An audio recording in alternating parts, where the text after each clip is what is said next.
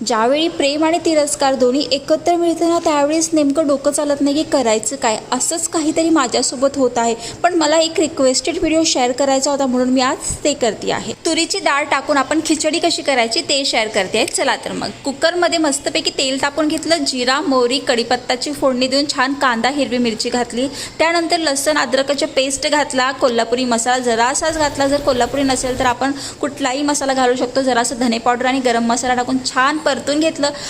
घरामध्ये जे काही भाजीपाला असेल ना ते आपण मस्तपैकी टाकायचं आणि छान तुरीची डाळ आणि तांदूळ दोन्ही समप्रमाणात घेऊन एकदम मस्त खरपूस असं भाजून घ्यायचं. गरमागरम पाणी घालायचं. 1-2 मिनटं असं झाकून ठेवायचं. नंतर एक वेळा हलवून छानपैकी एक मोठ्या गॅसवर आणि एक बारीक गॅसवरती शिट्टी येऊ द्यायची आणि तोपर्यंत उरलेल्या वेळात आपण किचन कट्टा क्लिअर करून घ्यायचा, म्हणजे जेवल्यानंतर कंटाळा येत नाही. आणि हो, वेळात वेळ काढून तुम्ही जी काही वाईट कमेंट करतायत ना त्यासाठी मनापासून थँक्यू बरं का.